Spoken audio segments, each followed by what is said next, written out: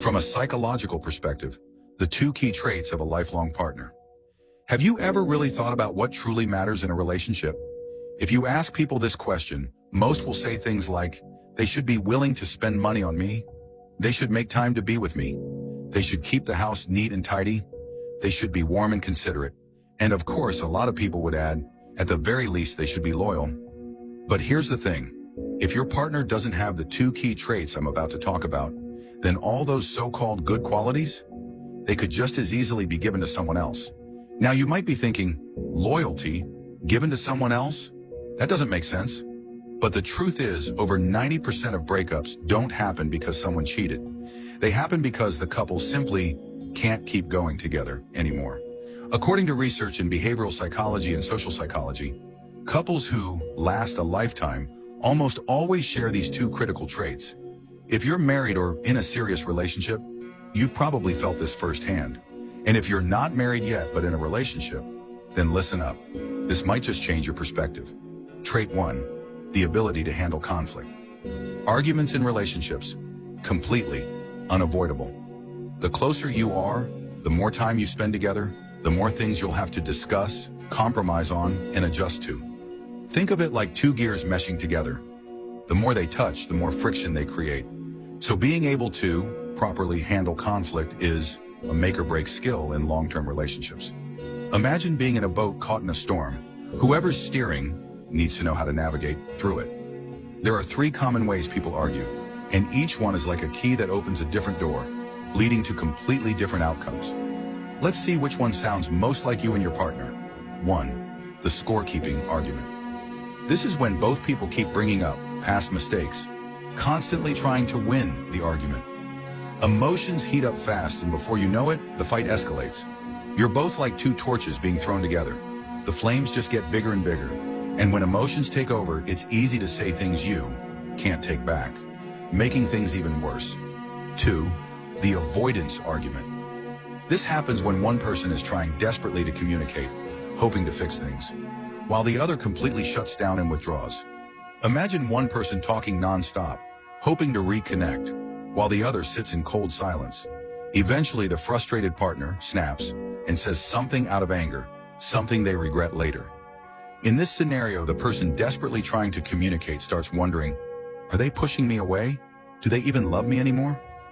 Neither of these two styles leads to a happy, lasting relationship. They just drain you emotionally. The healthy conflict resolution argument. This is the argument style that high-quality partners use. Instead of blaming each other, they start by looking at themselves first. They understand that most conflicts in relationships don't come from a place of wanting to hurt the other person. Instead of reacting emotionally, they take a moment to cool down and ask themselves, why did my partner say that?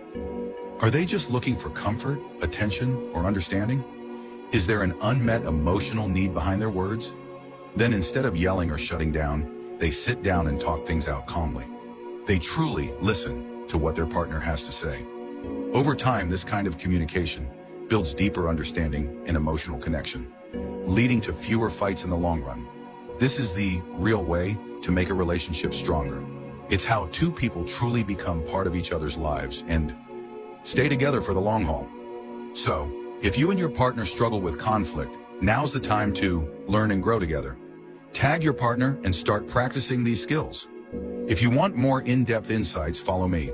I'll be breaking down emotional management in detail soon. Trait 2, emotional management. Emotions are natural. They're human instincts. But managing emotions, that's a skill. And it's one that directly affects how happy you'll be in a relationship. Here's a simple example. Let's say your partner cooks dinner and accidentally makes the food too salty. How do you react? Some people might immediately complain, "Ugh, this is way too salty. How am I supposed to eat this?" That's blame and criticism.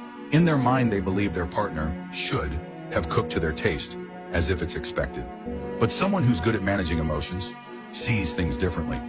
Instead of complaining, they might say, "Babe, next time, let's use a little less salt and it'll be perfect." See the difference? It's a gentle suggestion instead of criticism. It shows understanding, recognizing that their partner put in effort and just made a small mistake. And here's the thing, emotions are contagious. They affect the people around us more than we realize.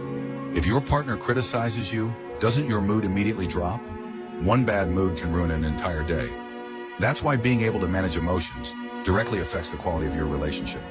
If you constantly feel drained and exhausted in your relationship, or even feel like you want to escape from it, then emotional management is something you really need to work on. Final thoughts. If you can't handle conflict and don't know how to manage emotions, your relationship will feel like a constant struggle. But if you work on these two skills, you'll become a truly valuable and irreplaceable partner. Because let's be honest, no one gets into a relationship just to be miserable for the rest of their life. So take this as your sign to start improving. And if you want to learn more, make sure to follow me, because everyone deserves to be loved and cherished.